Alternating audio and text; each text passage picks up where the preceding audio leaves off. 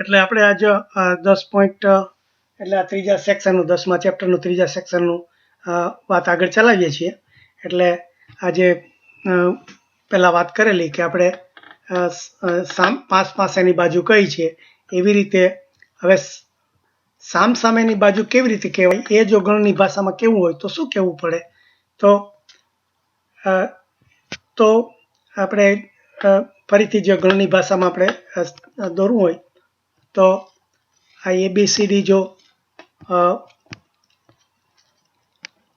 CD છે એમાં આપણે સામસામેની બાજુ સાબિત કરવી છે કે આપણે આ જે આ AB છે અને CD છે એ સામસામેની છે. આ AB ની સામેની આ CD રેખાખંડ છે. એ ગણની ભાષામાં કેવું હોય તો શું કહેવું પડે. તો જોજો આના જો આપણે આ બિંદુઓ જો દોરીએ તો આના બિંદુ કે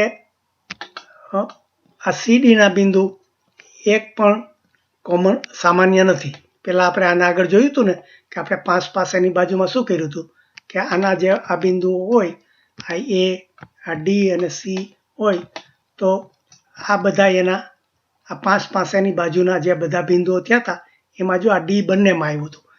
અહીંયા આપણે જોશું કે આ AB ના બિંદુઓ છે. ધારો કે આ AB ના બિંદુઓ A1, A2, A3 તે છેક B સુધી આવે.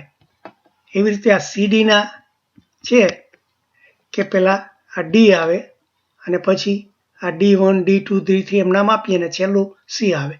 તો આમાં કોઈ સામાન્ય નથી.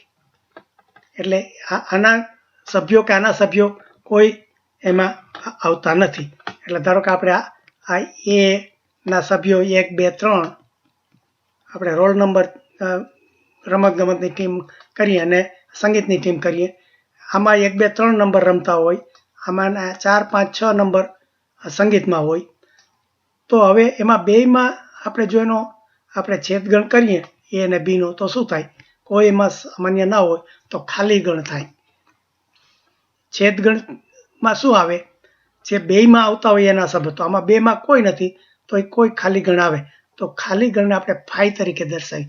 તો અહીંયા એવું જ થયું, આપણે આ AB અને CD છે એના કોઈ સભ્યો મળતા નથી. તો આપણે ગણની ભાષામાં કહી શકીએ કે નહીં, આ AB છે એનો છેદગણ તમે CD કરો તો એ ખાલી ગણ થાય, એમાં કોઈ સભ્યો નથી, ખાલી ગણ થાય. એટલે જો આવી રીતે ગમે તે બે બાજુના એનો છેદગણ ખાલી ગણ થતો હોય તો એ સામસામેની બાજુ થાય. એટલે એવી જ રીતે આપણે આ બંનેને પણ કહી શકીએ. આપણે આ AB CD આપણે AB અને CD ને સામસામેના સાબિત કર્યા.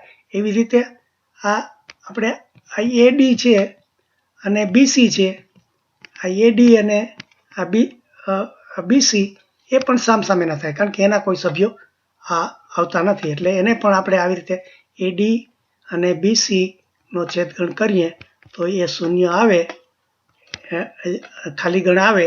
તો એટલા માટે એ સામસામેની બાજુ થઈ.